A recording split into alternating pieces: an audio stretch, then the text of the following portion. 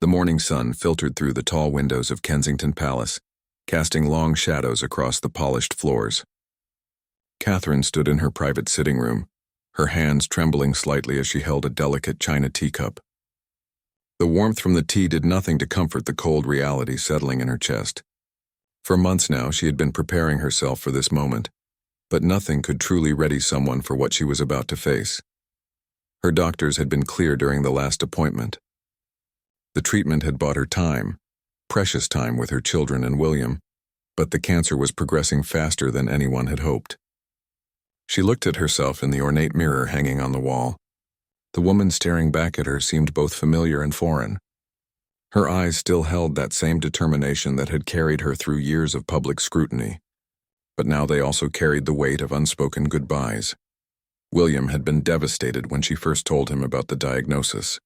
She could still remember the way his face had crumbled, how he had held her so tightly that night as if his embrace alone could keep the illness at bay. They had cried together, planned together, and made promises about making every remaining day count.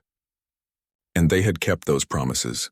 The past year had been filled with quiet moments of joy, family dinners that stretched late into the evening, and bedtime stories that she lingered over, memorizing every detail of her children's faces. George, Charlotte, and Louis knew something was wrong with their mother, though the younger ones didn't fully understand the gravity of it all. George, being the eldest, had begun to piece things together. She had seen the worry in his young eyes, the way he watched her more carefully now, as if afraid she might disappear if he looked away.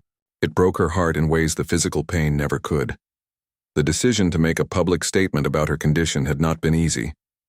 Catherine valued her privacy, especially when it came to her health and her children.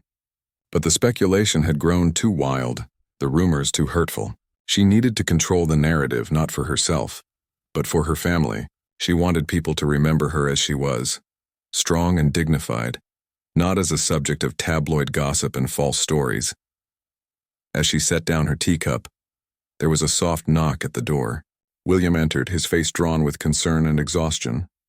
He had barely slept in weeks, dividing his time between his royal duties, caring for their children, and being by her side. The strain showed in the lines around his eyes, but when he looked at her, his love was as evident as it had been on their wedding day. They had spent the previous evening discussing how to tell the children. Charlotte, with her sensitive nature, would need extra reassurance. Louis, still so young, would struggle to understand why his mother couldn't play with him the way she used to. And George, carrying the weight of being the future king even at his young age, would try to be brave when he needed permission to be scared. Catherine had written letters to each of her children, words meant for them to read when they were older, when they could truly understand the depth of her love for them. She had written about her hopes for their futures, the values she wanted them to carry forward, and the little memories she treasured most. Writing those letters had been the hardest thing she had ever done, each word feeling like both a gift and a goodbye. The palace had been unusually quiet lately. The staff moved through the halls with hushed voices and sympathetic glances. Everyone knew what was coming, even if no one spoke of it openly. Catherine had always been kind to the staff, remembering their names, asking about their families, and they loved her for it. Now their eyes held tears they tried to hide, and she found herself comforting them even as her own heart was breaking. She thought about all the moments she would miss. She wouldn't see George become king, wouldn't watch Charlotte navigate her teenage years, wouldn't witness Louis discover his passions and purpose. She wouldn't grow old with William, wouldn't become a grandmother, wouldn't experience all those ordinary, precious moments that make up a life. The unfairness of it all threatened to overwhelm her, but she pushed the despair away. She had decided weeks ago that she would not spend her remaining time drowning in self-pity. Instead, she would focus on leaving her family with memories of love, not sorrow. But there was another complication, one that had added tension to an already impossible situation. Camilla had been different lately, her behavior increasingly strange and difficult to understand. At first, Catherine had attributed it to stress. Everyone was struggling with the situation in their own way. But as time went on, it became clear that something else was happening, something that William was trying to shield her from even as she lay dying. Camilla had always been a complicated figure in their lives. Catherine had worked hard over the years to maintain a respectful relationship with her mother-in-law. Despite the complicated history, and the public's mixed feelings about the queen consort. She had bitten her tongue countless times, smiled through awkward moments, and tried to see the good in a woman who had caused William's mother so much pain. But lately Camilla's mask had begun to slip, revealing something darker underneath. There had been small comments at first, barely noticeable remarks that could have been innocent if not for the tone behind them. Comments about Catherine's appearance, about how the illness was affecting the family's public image, about what would happen after she was gone. Catherine had tried to ignore them, chalking them up to poor judgment or awkward attempts at coping. But the comments had grown more frequent and more pointed. Just last week, during what was supposed to be a quiet family gathering, Camilla had made a remark about the children's future, about how they would need proper guidance once Catherine was no longer around to provide it. The implication was clear, and William had gone white with anger. He had escorted his stepmother out immediately, his voice shaking with barely controlled fury as he asked her to leave. Catherine had heard them arguing in the hallway, their voices carrying despite their attempts at discretion. Camilla had said something about Catherine being overly dramatic, about making her illness into a spectacle. William's response had been sharp and unforgiving, his words cutting through any pretense of family harmony. When he returned to Catherine's side, his hands were shaking and she had held them, comforting him when she was the one who needed comfort most. The situation had escalated from there, and Catherine knew that something had to be done before her death tore the family apart completely. The tension in the royal household had become impossible to ignore. Catherine could feel it in every interaction, see it in the worried glances exchanged between staff members, and hear it in the hushed conversations that stopped abruptly when she entered a room. What should have been a time for the family to come together in support had instead become a battlefield. With Camilla at the center of growing controversy, Catherine had asked William to arrange a private meeting with King Charles. She needed to address the situation directly, not just for herself but for her children's future. Charles had been warm and supportive throughout her illness, visiting regularly and showing genuine affection for his grandchildren. But he was also caught in an impossible position, torn between his dying daughter-in-law and his wife, whose behavior had become increasingly erratic and concerning. The meeting took place in one of the smaller drawing rooms at Clarence's house, away from prying eyes and listening ears. Charles looked older than Catherine remembered, the weight of the crown and the family crisis evident in his slumped shoulders and tired eyes. He embraced her gently when she arrived, careful not to hold her too tightly, treating her as if she might break. Catherine didn't waste time with pleasantries. She had learned that her remaining energy needed to be spent on things that truly mattered, and this conversation was essential. She spoke calmly but firmly about Camilla's behavior, about the comments that had crossed every line of decency, about the way her mother-in-law seemed almost eager for her death, as if it would finally remove an obstacle that had always stood in her way. Charles listened with growing discomfort, his hands clasped tightly in his lap. He tried to defend Camilla at first, suggesting that perhaps the stress was affecting her judgment, that grief took many forms and sometimes manifested as anger. But Catherine had come prepared. She recounted specific incidents, quoted exact words, and described moments that could not be explained away as misunderstandings or stress responses. There was the time Camilla had suggested to a staff member that Catherine's room should be prepared for redecoration immediately after her passing. The comment had been overheard and reported back to William, who had been furious. There was the occasion when Camilla had discussed plans for the children's education and upbringing with courtiers, speaking as if Catherine were already gone and she would be stepping in to fill the maternal void. And most disturbingly, there had been conversations about the public narrative, about how the family would present Catherine's death and move forward quickly to avoid prolonged mourning that might affect the monarchy's image. Charles's face had grown progressively paler as Catherine spoke. He had known about some of these incidents, but not all of them, and hearing them compiled together painted a picture he could no longer ignore. His wife, the woman he had waited decades to marry, was behaving in a way that threatened not just family harmony, but the very reputation of the crown. Catherine wasn't asking Charles to choose between her and Camilla. She knew that would be unfair and ultimately pointless since her time was limited anyway. What she was asking for was protection for her children, assurance that Camilla would not be allowed to undermine William's authority as a father or interfere with the way George, Charlotte, and Louis were raised. She wanted Charles to understand that his grandchildren needed stability and love, not the manipulations of a woman who seemed threatened by the memory of their mother. The conversation had been difficult but necessary.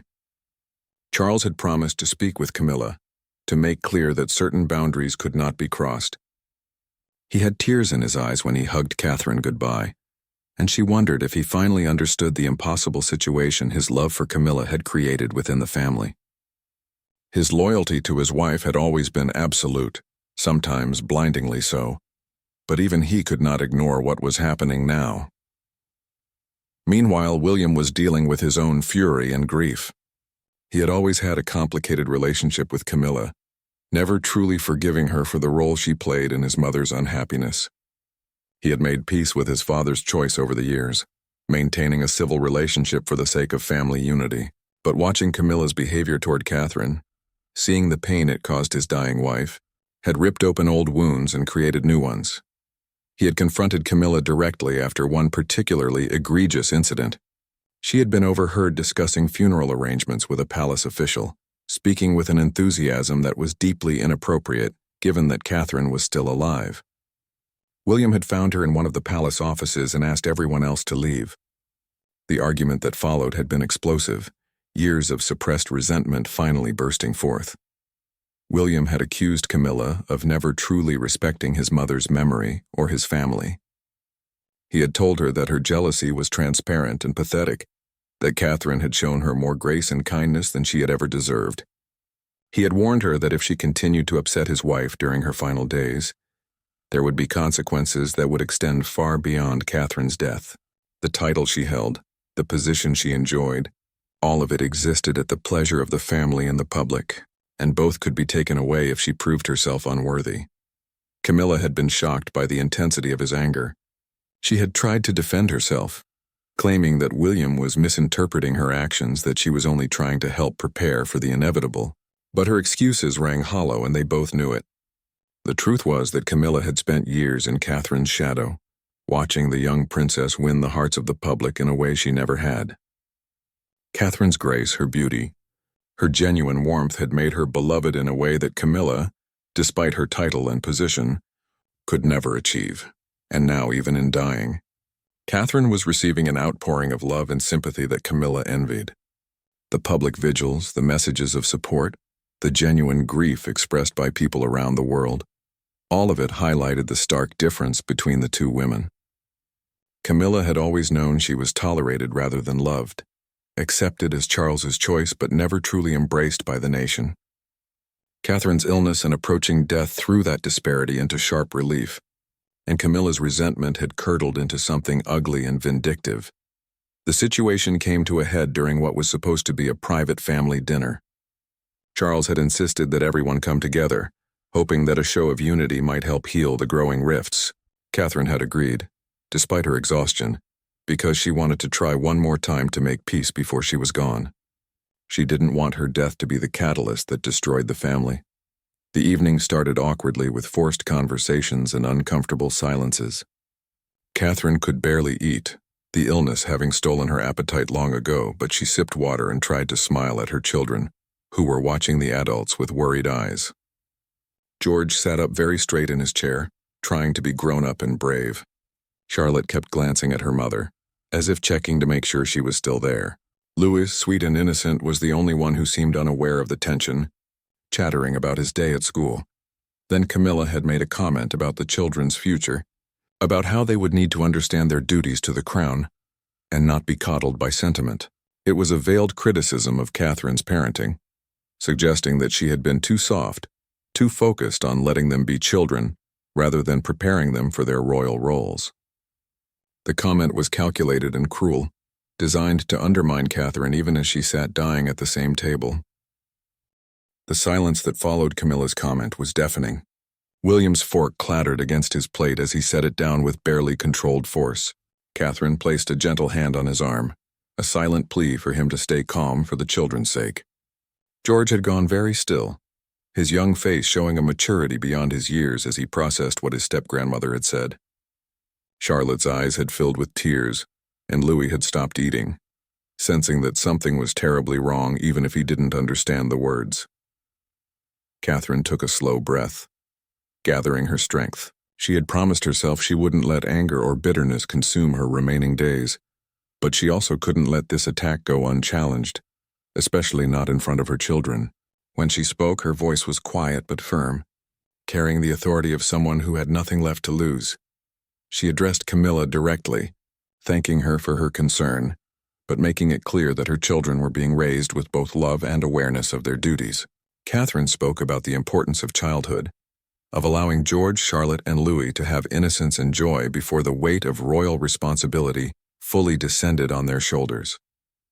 She talked about how the greatest gift she could give them was the knowledge that they were loved unconditionally, not just as future representatives of the crown but as individual human beings with their own dreams and feelings. Her words were measured but pointed, and everyone at the table understood the underlying message. Catherine was defending not just her parenting but her entire approach to life within the royal family. She had always tried to balance duty with humanity, to honor tradition while also acknowledging that times had changed, and the monarchy needed to change with them. Camilla represented the old guard, the rigid adherence to protocol and appearance over genuine emotion and connection. Charles looked uncomfortable, his eyes darting between his wife and his daughter-in-law. He had seen this conflict brewing for months but had hoped it would somehow resolve itself without his intervention. Now, sitting at this dinner table with his grandchildren watching, he could no longer pretend that everything was fine. The family was fracturing and his wife was largely responsible for the damage. Camilla's face had flushed red during Catherine's response. She was not accustomed to being challenged, especially not by someone she had always viewed as occupying a position that should have been handled differently. The jealousy that had been simmering beneath the surface finally boiled over. She stood abruptly, her chair scraping loudly against the floor, and launched into a tirade that shocked everyone present. She accused Catherine of being manipulative, of using her illness to gain sympathy and turn the family against her. She claimed that Catherine had always been calculating, marrying William for position and power rather than love. She suggested that the public adoration Catherine received was manufactured, the result of clever public relations rather than genuine character. And in her cruelest moment, Camilla implied that Catherine's illness was somehow karmic, a consequence of her ambition and pride. The words hung in the air like poison. George had jumped to his feet, tears streaming down his face, shouting at Camilla to stop being mean to his mother. Charlotte was sobbing openly, and even young Louis was crying, frightened by the raised voices and angry faces. William had stood as well, his face white with rage, moving to shield his children from the ugliness that had been unleashed. Catherine remained seated, though she was shaking. The cruelty of Camilla's words had struck deep, not because they were true, but because they revealed just how much hatred the older woman had been harboring. All the years of polite smiles and civil conversations had been a facade, hiding a resentment so deep that even the face of Catherine's impending death couldn't soften it. Charles had finally found his voice, commanding Camilla to stop, to apologize, to leave the room immediately. But the damage was done. The children had heard everything, and they would remember this moment for the rest of their lives. This was not how Catherine had wanted them to spend their last family dinner with her. She had hoped for warmth and love, for memories they could treasure. Instead, Camilla's jealousy had poisoned everything. William had gathered his children and Catherine, preparing to leave. He told his father in a cold, controlled voice that they would not be returning for any more family gatherings. If Charles wanted to see his grandchildren, he would have to come to Kensington Palace without Camilla. The ultimatum was clear, and Charles nodded numbly, too shocked by his wife's outburst to argue. As they left, Catherine caught a glimpse of Camilla's face. Instead of remorse or shame, she saw defiance and something that looked almost like satisfaction. It was as if Camilla had wanted this confrontation, had been building toward it for months. By forcing the family to choose sides, she had created a situation where her position would finally be defined. She would either emerge as the matriarch who had stood up for royal values, or she would be cast out as the villain who had tormented a dying woman. Either way, she would no longer be invisible, no longer living in the shadow of Catherine's grace and popularity.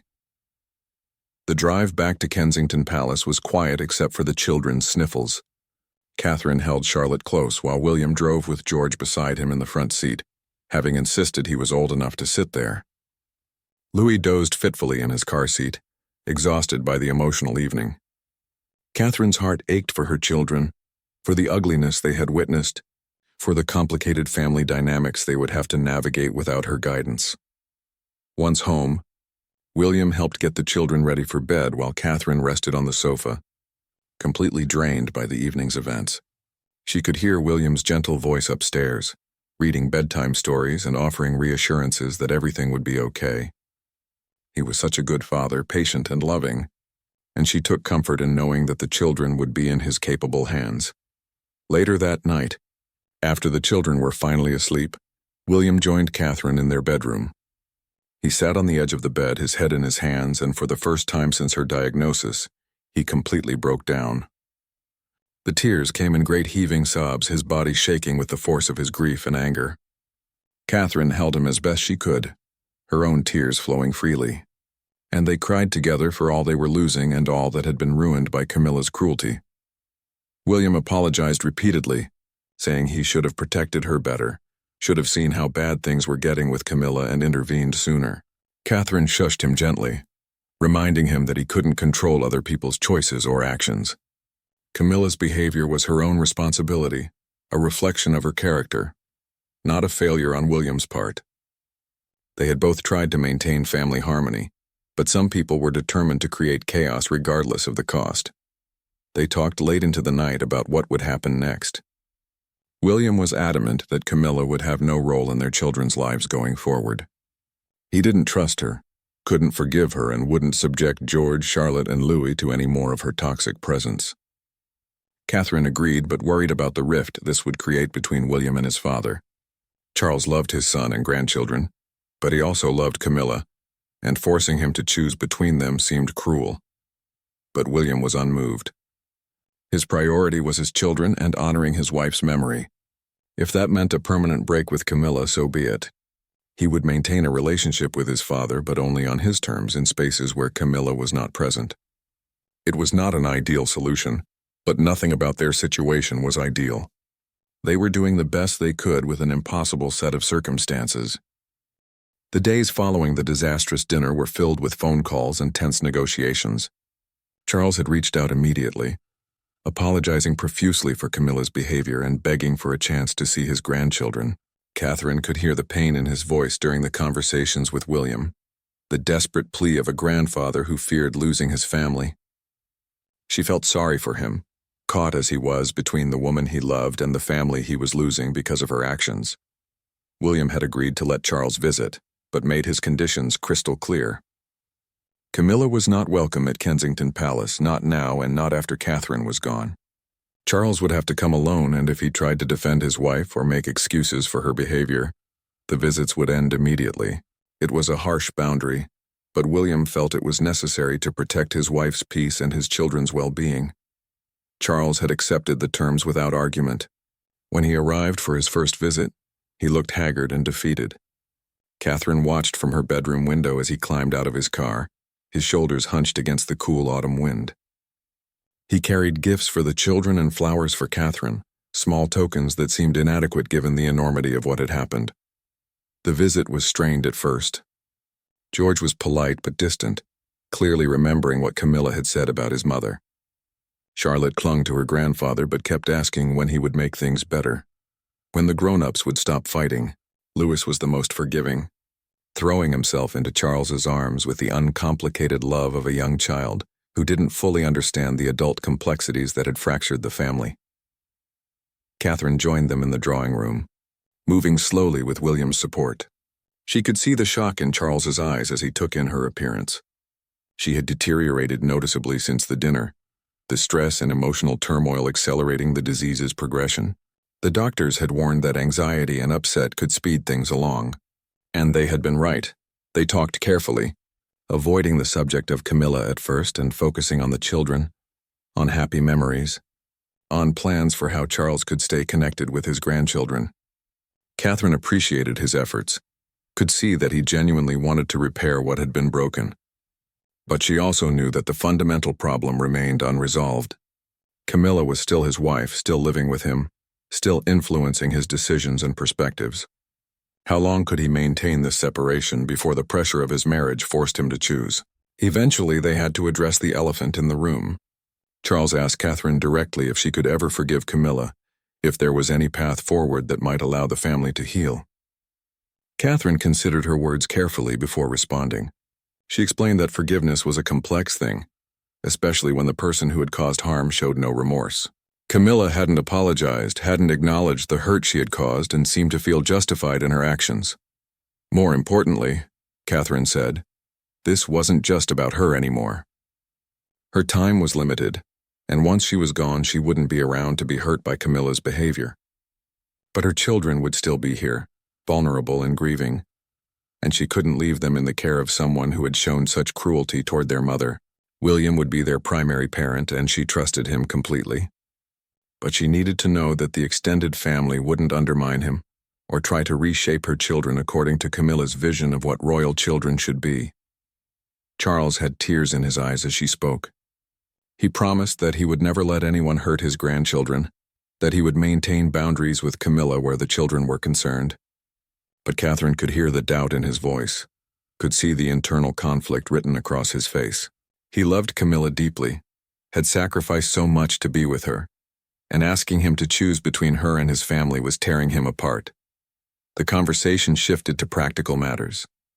Catherine wanted to ensure that certain traditions would be maintained after her death, that the children would have connections to her family, the Middletons, and wouldn't be swallowed entirely by royal protocol and expectations. Charles readily agreed, promising that Catherine's parents and siblings would always be welcome in the children's lives, that he would support William in maintaining those important relationships. Before he left, Charles spent individual time with each of his grandchildren. Catherine watched from the doorway as he held Charlotte close, promising her that he would always be there for her no matter what. She heard him talking seriously with George about responsibility and duty, but also about love and family loyalty, and she smiled as Louis made his grandfather laugh with silly jokes and stories about his nursery school adventures. After Charles had gone, Catherine felt exhausted, but also somewhat relieved. The visit hadn't fixed everything, but it had established a framework for how the family might function going forward. William's boundaries were clear, and Charles had accepted them, at least for now. It wasn't the happy family reconciliation she might have hoped for in an ideal world, but it was realistic and sustainable given the circumstances. Meanwhile, news of the family rift had begun to leak to the press. Palace sources, those mysterious unnamed insiders who always seemed to know everything, had started whispering to journalists about tension between William and Camilla. The stories were vague at first, mentioning disagreements about Catherine's care and the children's upbringing, but not revealing the full extent of Camilla's behavior. Catherine knew it was only a matter of time before the full story came out. She had seen how these things worked over her years in the royal family. What started as hints and speculation would eventually build into a full narrative, cobbled together from partial truths and creative interpretation. She worried about how it would affect the children, whether they would face questions at school or see their family drama splashed across tabloid headlines. William wanted to get ahead of the story, to release a statement that would control the narrative and make clear what had actually happened. But Catherine urged caution. Going public with family disputes, no matter how justified, rarely ended well. It would inevitably lead to sides being taken, to public opinion polls about who was right and wrong, to endless media dissection of every word and gesture, and ultimately it would hurt the monarchy itself, the institution that her children would one day serve. Instead, Catherine suggested a different approach. She would give one final interview, a carefully planned conversation with a trusted journalist, where she could speak about her illness, her hopes for her children, and her views on family and duty. She wouldn't attack Camilla directly or air specific grievances, but she would make clear through her words and demeanor what kind of values she hoped would guide her children's upbringing. The contrast between her grace and Camilla's pettiness would be evident without her having to say it explicitly.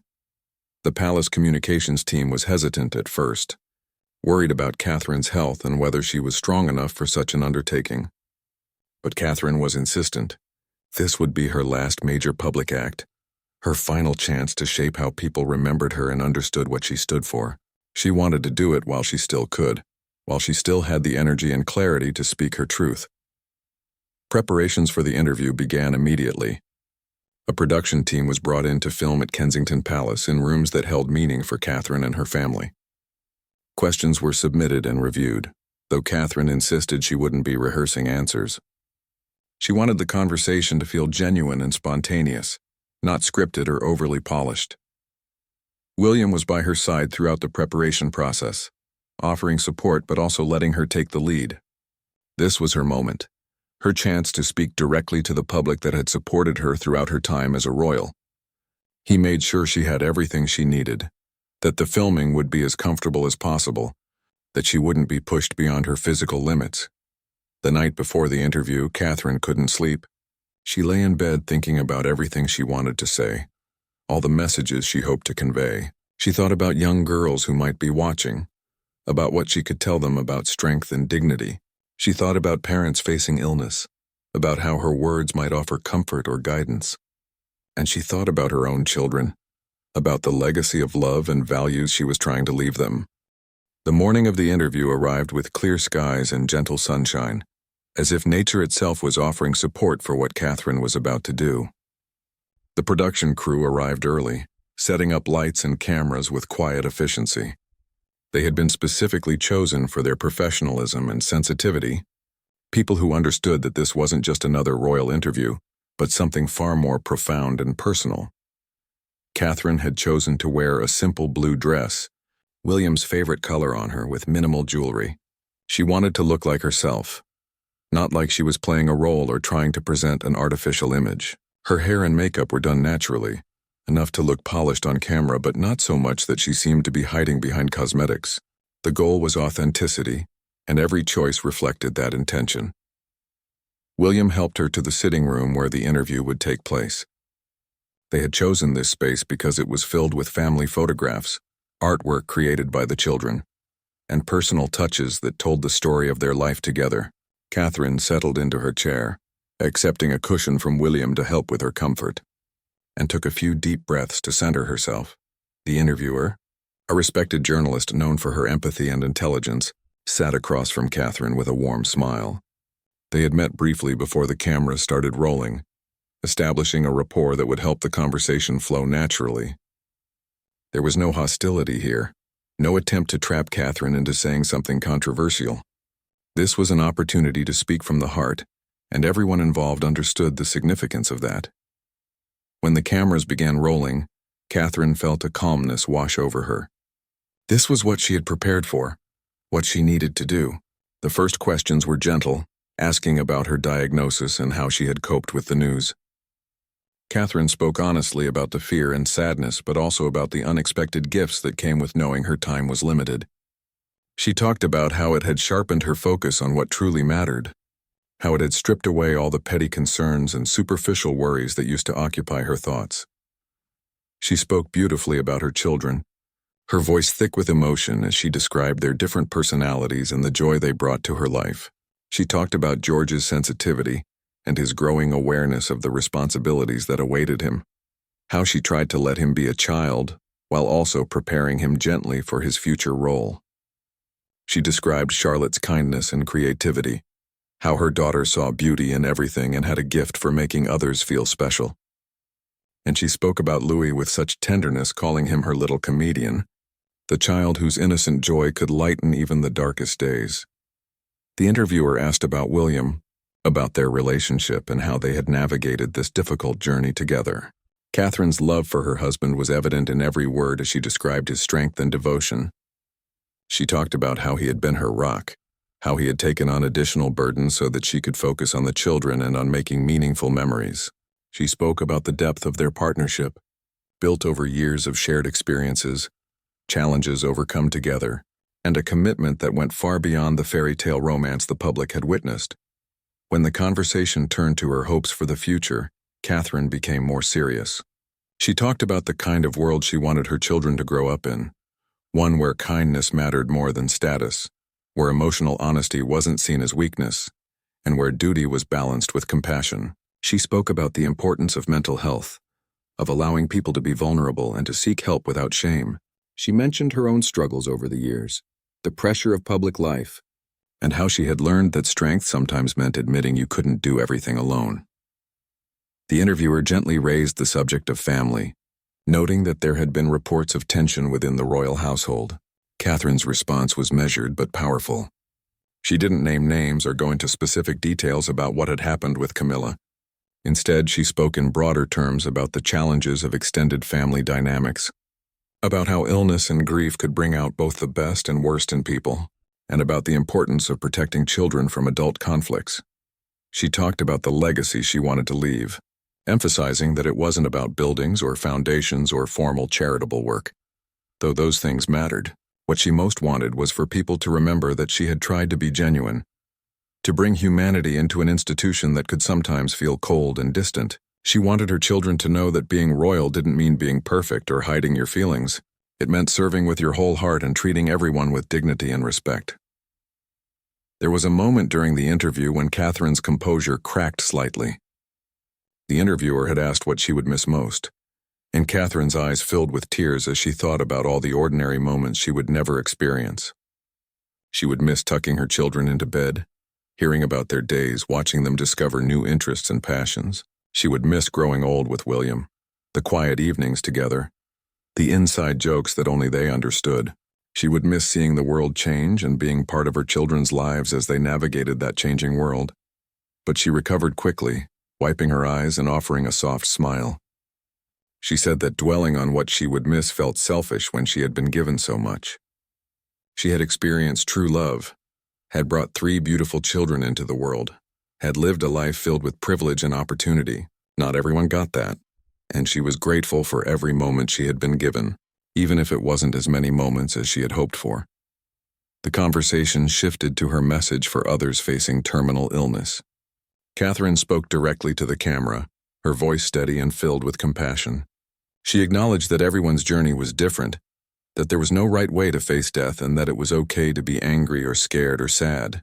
But she also encouraged people to find moments of joy even in the darkness, to tell their loved ones how much they mattered, and to focus on quality of time rather than quantity.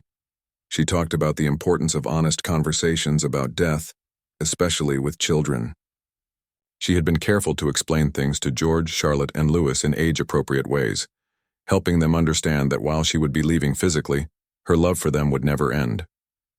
She had created memory boxes for each of them, filled with letters, photographs, and small treasures that would help them remember her as they grew older.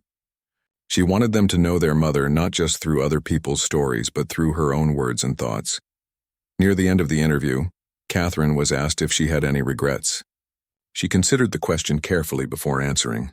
She said that she regretted not speaking up sooner when things weren't right, not trusting her own instincts more, and sometimes letting protocol and duty override her personal convictions. She wished she had been braver earlier in her royal life, more willing to push back against traditions that didn't serve anyone well, but she was proud that in her final chapter, she was finding her voice and using it to advocate for what she believed in. The interviewer's final question was about hope. What did Catherine hope people would take away from her story? Catherine's response was immediate and passionate. She hoped that people would remember to cherish their loved ones, to not take a single day for granted, and to live authentically rather than according to others' expectations. She hoped that her children would be allowed to grieve in their own way and time, without pressure to perform happiness or hide their pain for the sake of public appearances. And she hoped that the monarchy itself would continue to evolve, becoming more transparent and emotionally accessible while maintaining its dignity and purpose. She believed that showing vulnerability wasn't weakness, but rather the strongest thing a person could do. If her story helped shift perceptions about what it meant to be royal, about what strength really looked like, then her suffering would have served a purpose beyond her own family. When the cameras stopped rolling, there was a moment of profound silence in the room. The crew was visibly moved, several people wiping away tears. The interviewer reached across and gently squeezed Catherine's hand, thanking her for her courage and honesty. Catherine smiled tiredly, feeling both drained and relieved.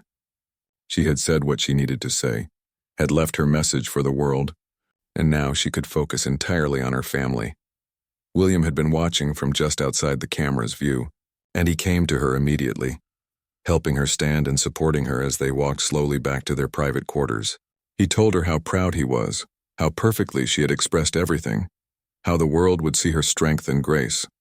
Catherine leaned against him, grateful for his steady presence, and said that she just wanted to rest now. The interview was scheduled to air in 3 days, giving the palace communications team time to prepare for the public response. But word had already leaked that something significant was coming and speculation was rampant. Some media outlets were predicting explosive revelations, others were bracing for an emotional farewell, and everyone was talking about what Catherine might say.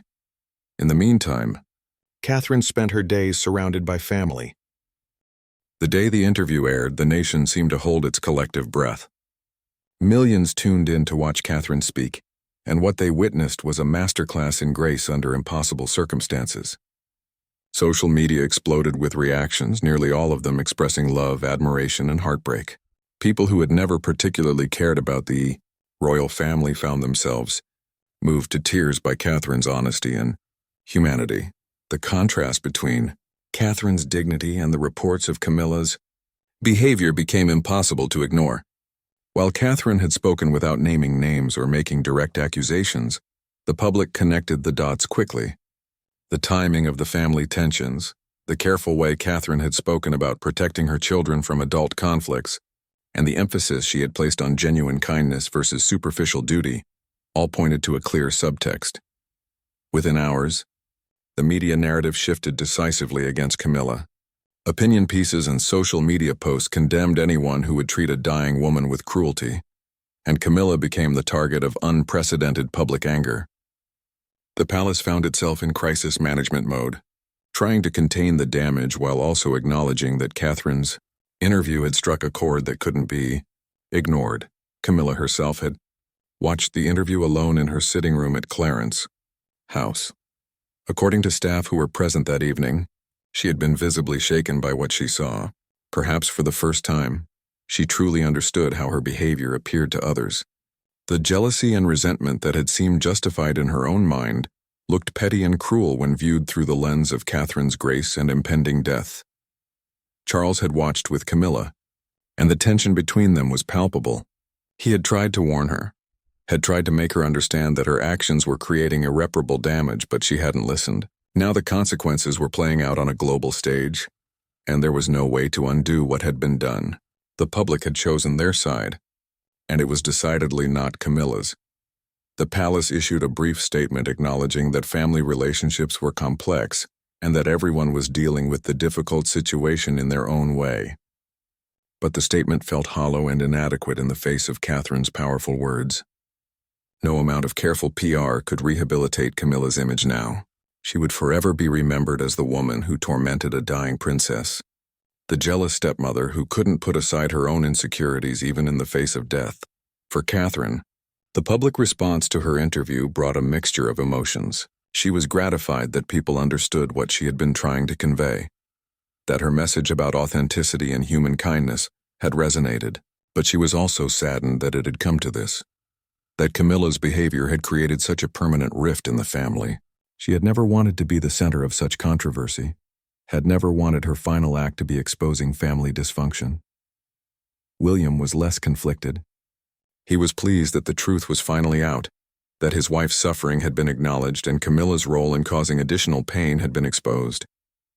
He felt vindicated in his decision to cut Camilla out of their lives, and he had no intention of softening that stance regardless of public or family pressure. His priority was protecting his children and honoring Catherine's memory, and nothing else mattered. Charles made another visit to Kensington Palace in the aftermath of the interview. He looked older than ever, the weight of the situation etched into every line of his face. He came without Camilla, as required, but also without the gifts and attempts at normalcy that had characterized his previous visit. This time he came simply as a father and grandfather, asking what he could do to make things right. Catherine met with him privately, their conversation lasting nearly 2 hours. She was weakening noticeably now, the disease progressing rapidly, and Charles could see that time was running out. She told him honestly that she didn't know if things could be made right, that some damage was too deep to repair fully. But she also told him that she didn't want him to lose his relationship with his grandchildren, that despite everything, they loved their grandfather and needed him in their lives. She asked him to make a choice, one that she knew was unfair but necessary. He needed to decide whether maintaining his marriage to Camilla was more important than being fully present in his grandchildren's lives. She wasn't asking him to divorce his wife or publicly denounce her, but she was asking him to establish clear boundaries, to make it known within the family that certain behaviors would not be tolerated, and to ensure that William's decisions about the children's upbringing would be respected without interference. Charles struggled with this request, torn between his loyalty to Camilla and his love for his family. Catherine could see his internal battle, could feel his pain, and she felt sorry for him. But she also knew that protecting her children had to be the priority, even if it meant putting Charles in an impossible position. She reminded him gently that leadership sometimes meant making difficult choices, that being king would require him to put the institution and its future above personal comfort. Before Charles left, he spent time with each of his grandchildren again. George was more open this time, perhaps sensing that his grandfather truly understood the gravity of what had happened. He asked Charles directly if he was on their side or Camilla's side. Charles hugged him tightly and said that he would always be on his grandchildren's side, that they were his family and his legacy, and that nothing would ever change that. Catherine watched this exchange from the doorway, tears streaming down her face. She was witnessing the healing of one relationship even as others remained broken, and she took comfort in knowing that George, Charlotte, and Louis would have their grandfather's love and support even after she was gone. As Charles prepared to leave, he turned to Catherine one final time. He thanked her for everything she had done for the family, for the grace she had shown throughout her time as a royal, and for the grandchildren she had given him. He apologized for not protecting her better from Camilla's behavior, for letting his personal feelings blind him to what was happening, and he promised that he would do better, that he would be the grandfather and king that the children deserved. The weeks that followed were Catherine's last, though no one knew exactly how much time remained. She spent her days in a haze of medication and moments of clarity, surrounded by the people who loved her most. William rarely left her side, sleeping in a chair beside her bed, holding her hand through the long nights. The children came to visit every day after school, sitting with their mother, reading to her, showing her their artwork and schoolwork, maintaining a connection even as she drifted further away. On her final day, Catherine was lucid for several hours in the morning. She asked to see each of her children individually, wanting private moments with each of them. With George, she talked about what it meant to be a leader, about balancing strength with compassion, and about always staying true to himself regardless of the pressures he would face. She told him that she believed in him completely, that he would make a wonderful king someday, and that she would always be proud of him. With Charlotte, she spoke about kindness and creativity, about seeing beauty in the world even when things were difficult. She told her daughter that she had her grandmother Diana's gift for connecting with people, and that she should never let anyone dim that light. She gave Charlotte a bracelet that had belonged to Diana, a tangible connection to both the grandmother she would never meet and the mother she was losing. With Louis, she simply held him close, singing the lullabies she had sung since he was a baby. He didn't fully understand what was happening, though he knew his mother was very sick. She told him stories about when he was born, about how much joy he had brought into their lives, and about how he should always keep his wonderful sense of humor and ability to find happiness in simple things. After the children had said their goodbyes and were taken by Catherine's mother to another part of the house, William climbed into bed beside his wife. They had done this countless times over their years together, but both knew this would be the last. They didn't talk much, didn't need to. Their love had always existed in the quiet moments as much as the grand gestures, and this final intimacy was enough. Catherine died peacefully that evening as the sun set, surrounded by the love that had defined her life. William held her as she took her final breath, whispering words of love and promises to care for their children and honor her memory. And in that moment, despite all the pain and conflict that had marked her final months, there was also profound peace. She had said everything she needed to say, had loved fully and been loved in return, and had left a legacy that would endure long after the controversies faded. The announcement of Catherine's death sent shockwaves around the world. Tributes poured in from world leaders, celebrities, and ordinary people whose lives she had touched. Flowers were laid in massive piles outside Kensington Palace, creating a sea of color and grief that stretched as far as the eye could see. The nation mourned together, united in appreciation for a woman who had tried her best to bring humanity and warmth to an institution sometimes defined by its formality. Camilla remained largely out of sight during the mourning period, aware that her presence would